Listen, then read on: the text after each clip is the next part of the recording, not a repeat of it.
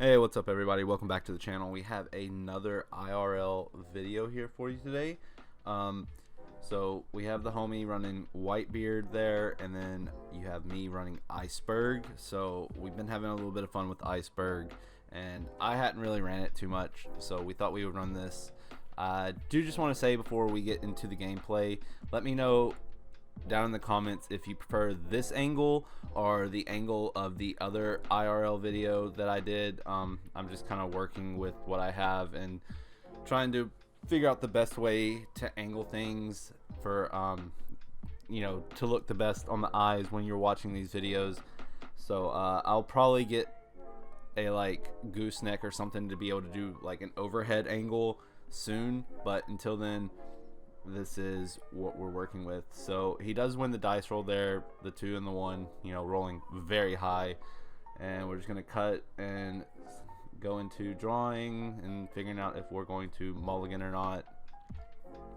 So it looks like he's gonna keep his first hand here and put out the 6 life, and I'm going to mulligan.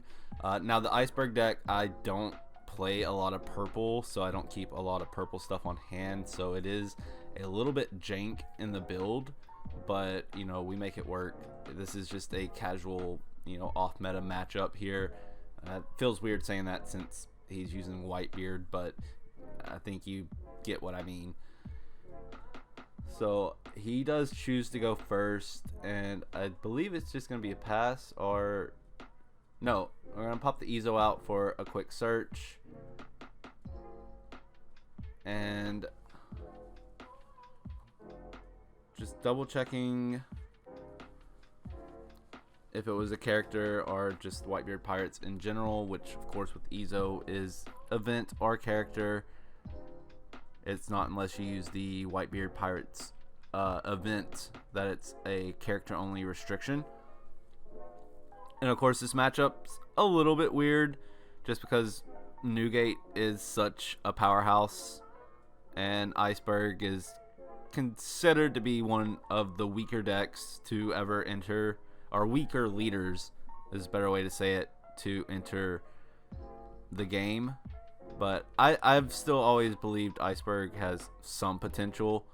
I don't know that it would ever be top tier, but it is a very fun game. And so we just remind him to take the life there at the end of turn. I don't remember if we continually show our hands or not this time around. We kept forgetting. I don't even think I noticed him drop that card when we were playing. But we're gonna go 1 for the Iceberg, which can be a blocker. It's really the only turn 1 play. And oh no, we're gonna actually go ahead and cheat out a 5 cost or lower Galileo Company character with the leader ability here. We're gonna go Tile Stone, which is a 4-drop 6k body.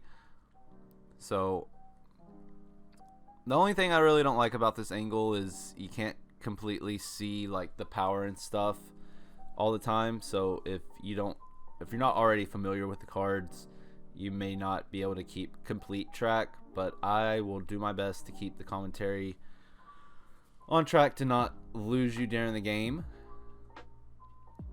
So we're on the 3 Dawn turn for Newgate. We're just gonna stack up on Ezo and swing at leader, and I will take it here.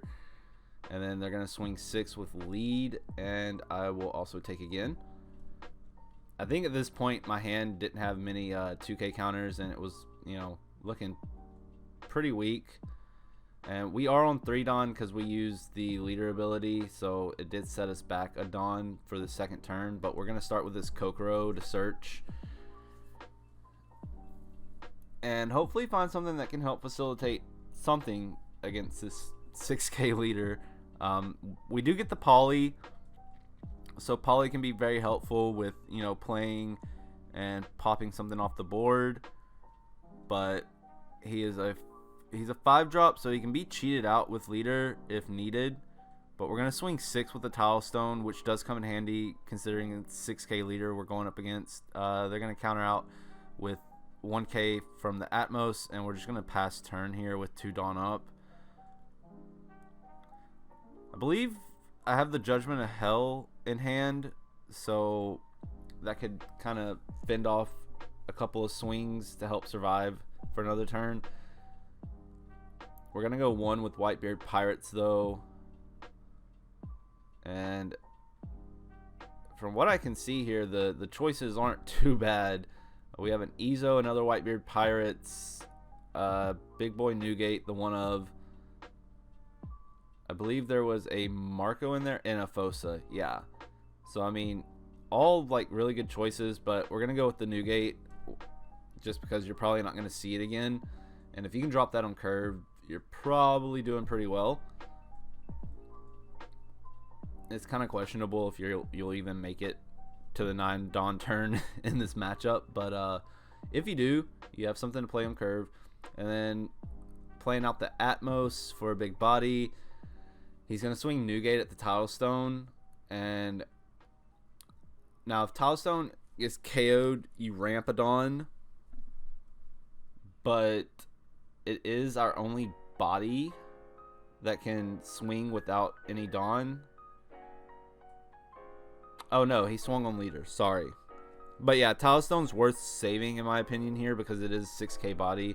So it gives you something to swing. And Iceberg cannot swing. So you are down to swing pretty much every turn, which is the big downside of playing this leader.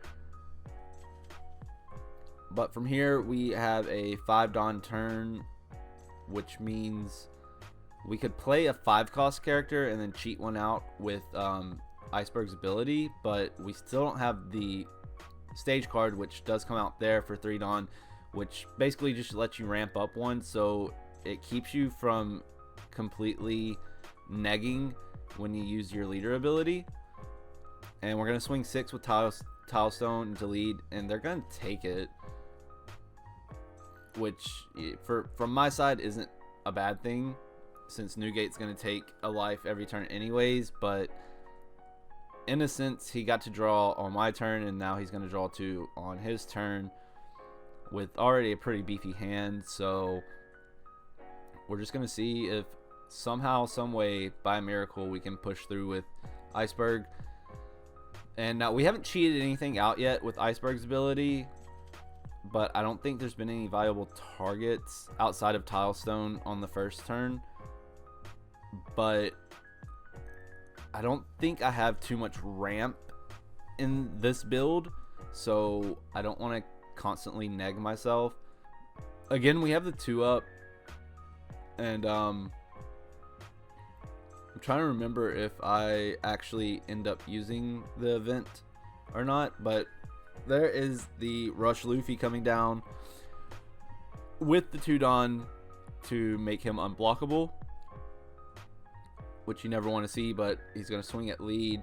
We do play the Judgment of Hell, so we're going to neg him by 3, and I believe we neg the leader by 3 as well. So that brings, and then we're going to counter out with 1. Yeah, because he was at 8, so he came down to 5. And then they're going to swing Atmos, and we're going to 2k out of that. So that means we get to survive for another day. They don't swing with leader because it was brought down to 3k and there was no Dawn to allocate. So we are now on a 2, 4, 6, 8. Oh, that's right. We're back on curve because of the land card, the stage. So with 8 Dawn, I mean, with this deck, you should be able to do quite a bit.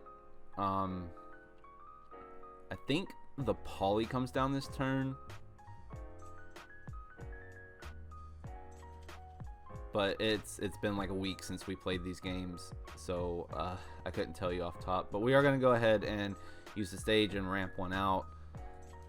I realize it's smarter to have the Dawn face down so things don't get convoluted. And now we're just trying to figure out exactly what play line we want to take, especially with that unblockable Luffy on the board. It needs to be addressed because we do have a blocker, which, I mean, we could fend off another swing with it, but still, if you just remove the Luffy, then you don't have to worry about the problem, because we want to have a board for once they have no life. So we're going to swing 6. I don't remember if this was at life or the Luffy, but they are going to counter out. We're going to go down 1, bring out the Poly, tap the 2, bring 1 back. We have 8 or more Dawn, and we will pop the Atmos to get rid of one of the big bodies. And then we're picking up 6? Oh, that's right. So a little bit of technical difficulties. And we are back. Completely forgot that happened.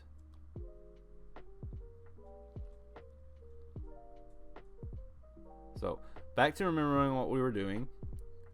We're going to drop the 6 cost Rush Luffy. We're going to discard Poly to give it Rush. You have to discard a 5 cost character, and then we're going to swing, I believe, 8.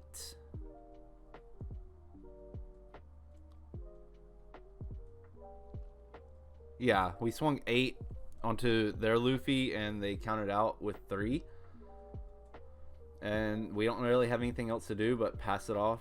And now they are on a 9 Dawn turn, which means we could see Big Boy Whitebeard himself come down. And honestly, it wouldn't be a bad play.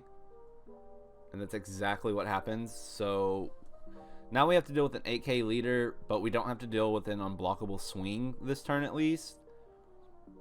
So it's not all bad.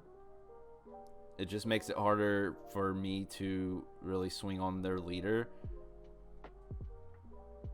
And in hindsight, if we can protect everything this turn, we could theoretically pressure for game. I forget how many cards he had in hand at this point, but we do use that blocker from the first turn finally. But I think we waited till the opportune time to use it. I don't think it would have gotten the value needed if we had used it earlier. And at this point, there is a little bit of thinking that has to go into stuff, just because, I mean, I know if I can't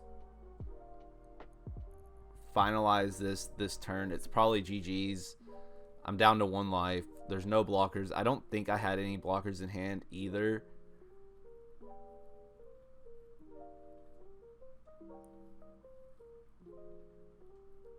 So, I mean, honestly, I probably shouldn't even be thinking about playing anything out. I should be just doing a ton of swinging between Tilestone, Poly, and the Luffy. Because if I can't close this out here, like I said, it's GG's. And the fact that it even got this far is honestly, like, kind of commendable.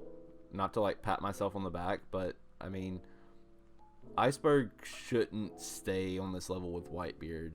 Whitebeard has so much power behind it, so they're going to counter out of the Tilestone swing on Whitebeard. Because he is 8k right now because of the Newgate, so that makes it quite a bit harder to push for game.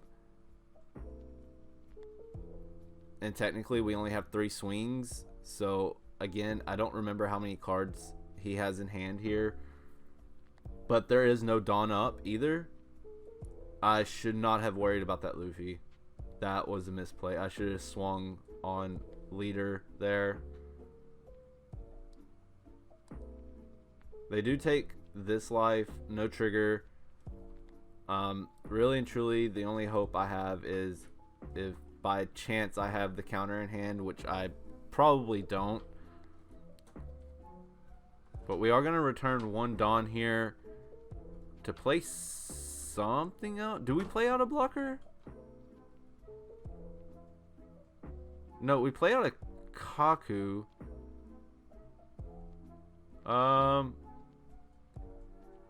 And then we do play out a blocker. So, I guess Kaku was just to have another body on board. Maybe so I guess my thought process here was if I get rid of the unblockable Luffy, at least maybe I can counter out because we do have 1 life, so we can take 1 hit, and he's only got 3 bodies on board unless there's another rush unit in hand. So we're kind of banking on there not being a rush unit in hand and being able to block one of the big swings, take the other one, and even if they poke with Ezo, we can just counter out of that. So okay, the blocking the Luffy, or getting rid of the Luffy, was not as big of a misplay as I thought. It could theoretically help us, or help me, get through to the next turn. So there's a little bit of thought process going on his side now, because in theory he should just close out this game. Now please do remember, I should have mentioned this before, my opponent, it's my brother-in-law, and he has just started playing casually with me here at the house. So he's still learning a lot, and so he's picked up quite a bit as well. So I'm not trying to say, like, you know, he's a bad player or anything. He's really not, but he's definitely still got that learning curve going on. So if some of the plays don't seem optimal or anything, you know, don't roast him in the comments or anything. We all had to learn at some point. But it has been very nice having someone to actually play physical cards with. I did not minus the Dawn there for the blocker. Confirmed, cheater. No, I think just in the moment I didn't think about it, which is very. It's why it's important to keep eyes on the game state and know what's happening. I don't. Wait. So I blocked and then still took the life? Oh, no. I see what happened. He popped the blocker. I forgot Newgate pops with, what is it, like 3k or less with the Dawn. So, alright, yeah, that was game. He got rid of the blocker. I didn't have the counter to get out of it, so he did take it. I wasn't even thinking about that, even just now.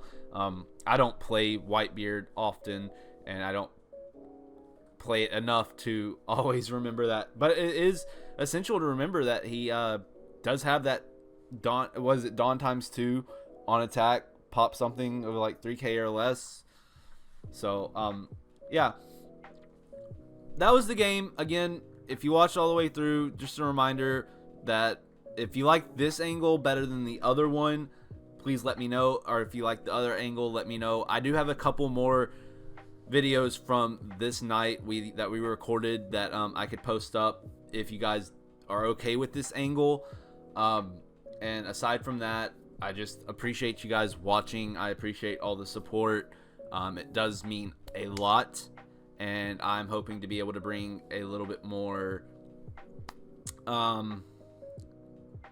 enjoyable content. I feel like the content has not necessarily gotten stale, but there's just been a lack of energy, so to speak, and that's on me. So I do apologize for that, but I'm trying to stay on top of things, and life has just been crazy. But we're going to continue to play One Piece. We're going to continue to enjoy this game together, and I will continue to make content regardless. So again, just thank you for everything. If you're new here and you haven't already, hit the subscribe button while you're down there. Hit the like button if you liked what you saw here. Remember to let me know in the comments what angle you like. Let me know what kind of content you want to see me putting out. And other than that, I hope you have a wonderful day. I will see you in the next one. Later.